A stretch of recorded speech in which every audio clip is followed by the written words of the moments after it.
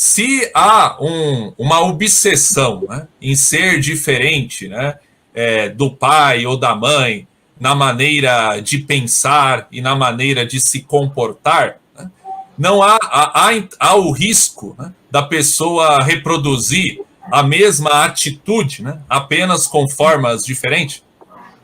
Você está falando quase que aquela coisa de ser o avesso, né? O avesso de algo que se apresenta, mas que tem um resultado no final que é a mesma coisa, Júlio. Está me parecendo que é isso, né? Que você está falando. Por exemplo, assim, um pai assim extremamente assim religioso, daí o filho vira um avesso, um ateu, mas Sim. ambos conservam uma atitude de intolerância. Né? Isso, eu estava pensando exatamente nessa questão, né? Vamos pensar assim, eu estava pensando na ideia do fundamentalista, né? Do fundamentalista religioso. E aí você acaba tendo um ateu, mas tão fundamentalista quanto o religioso, né? Quase que um ateu religioso, vamos dizer assim. Então, é interessante a gente pensar nisso, porque eu acho que em dado momento, a questão do contra, né? Vamos pensar talvez naquela figura mais generalizada, e eu estou usando talvez até uma coisa que é muito comum da gente fazer, mas aquela coisa do adolescente, né? Da fase do adolescente, que ele questiona, ele impõe, ele é contrário, né?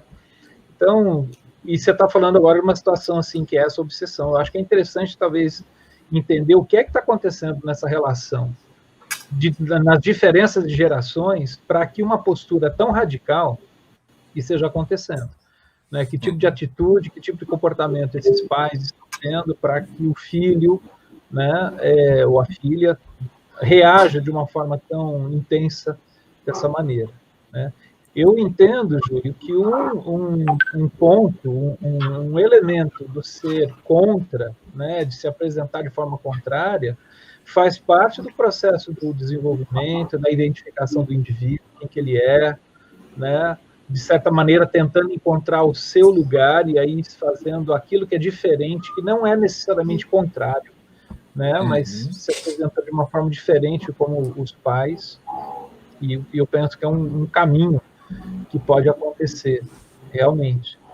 Mas quando você está falando de algo assim, que é de uma oposição, né, que se estabelece de maneira tão intensa, eu fico pensando assim, o que é que está acontecendo nessa relação para que esse desejo de ser tão diferente seja um ponto marcante? Quer dizer, o que é que está sendo rejeitado no outro? Né? E talvez o que é que...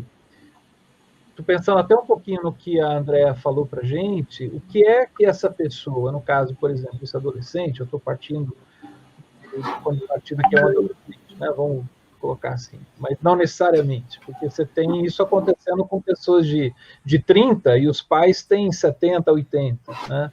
Mas, assim, o que é que ele encontra dentro de si mesmo, essa pessoa, que ele rejeita e percebe que isso que ele tem dentro de si, na realidade, é aquilo que ele rejeita na própria figura parental, qualquer que seja. Então, essa expressão que você usou agora há pouco, Júlio, do autoconhecimento, eu acho que ela é muito importante, porque, assim, o que é que está dentro de mim?